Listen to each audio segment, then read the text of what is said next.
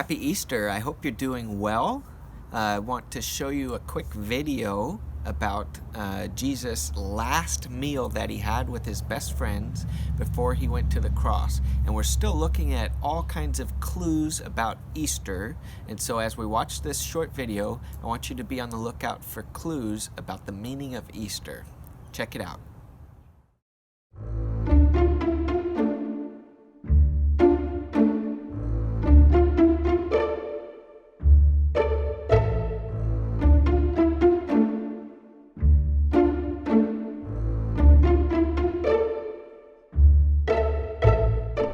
Hello, detectives. We've been busy gathering clues that will help us discover the true meaning of Easter.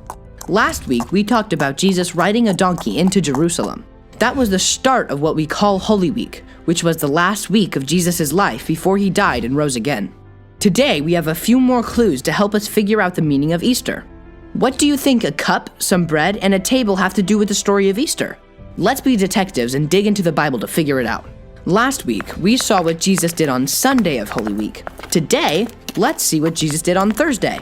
On that Thursday, Jesus and his disciples were in Jerusalem to celebrate the holiday called Passover with a special meal. He told his disciples to go into the city, look for a man carrying a jar of water, and then follow him to his house. When they got there, he said the man would bring them to an upper room in his house, and that room would be all set up for a meal. So the disciples did exactly what Jesus told them to do. When Jesus arrived, he and all of his disciples shared the Passover meal together. While they ate, Jesus passed a drink and some bread to each of his friends. Then he told them that one of them in the room would betray him and that he would die. The bread and drink symbolized that. The disciples were shocked and so sad. They couldn't believe it. Jesus told them to drink from the cup, which represented his blood, and eat the bread, which represented his body, to remember the sacrifice Jesus was going to make for them. So what did the bread, the cup, and the table have to do with Easter? These things are clues that remind us about Jesus' death, the sacrifice he made in order to save us. Sacrifice means Jesus gave up his life for us. So what do bread, cups, and tables have in common? They're all clues that teach us something important about Easter. Every Easter, we remember Jesus' sacrifice.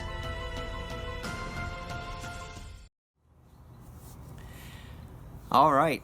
So in that video, we saw the big idea is that every Easter, we remember Jesus' sacrifice. And there were clues in that video, weren't there? There was the bread, there was the cup, and the table that all point to how Jesus was the sacrifice. And we celebrate that every Easter, that Jesus was the sacrifice. But what is sacrifice? It's kind of a big idea kind of word. Well, right now we're doing the quarantine, right? Where we have to stay at home, and that is a bit of a sacrifice that we make so that other people don't get sick. So it's a sacrifice that we do. The quarantine is to stay home and stay safe so that other people don't get sick. Well, Jesus did a sacrifice so that everybody would know how much God loves them.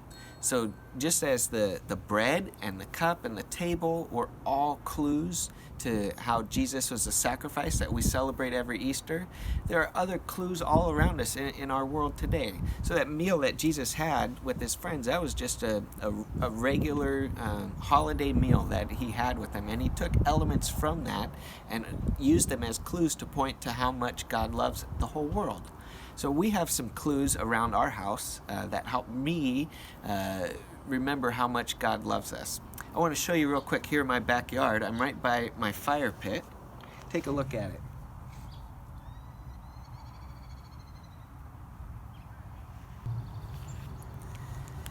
So we've been enjoying fires around this fire pit as a family during our quarantine time. And you saw it, all that's left in there is a bunch of ashes, right?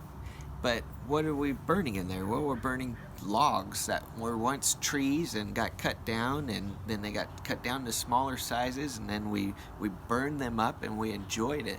But what was once a really big tree is now just reduced to ashes. And so we remember that everything that comes into life will one day die. And at the same time, in this backyard, just a few feet from the fire pit, we've got this rhododendron bush, and there's flowers blooming all over, and you can probably hear some of the young birds, that there's signs of life.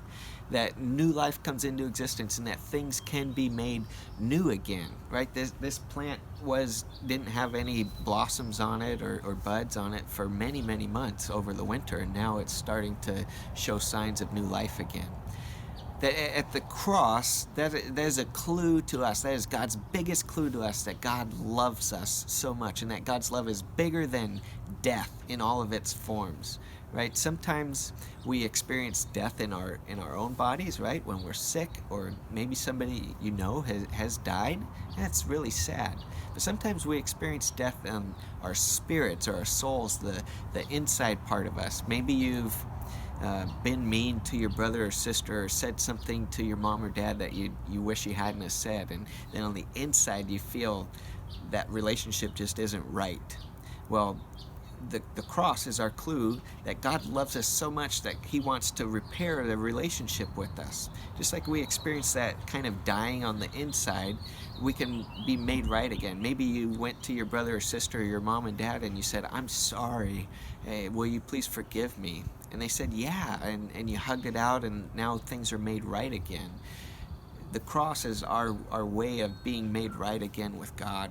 Anytime we do things that make God sad, or where we let God down, the cross is our way to remember that we can be made right with God again because of the sacrifice that Jesus made. So that's why every Easter we celebrate the sacrifice of Jesus. So be on the lookout for clues around your backyard or in your house that help you remember the sacrifice that Jesus made.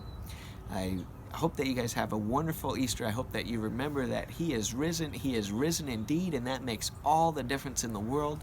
And I will see you next time. All right, bye, friends.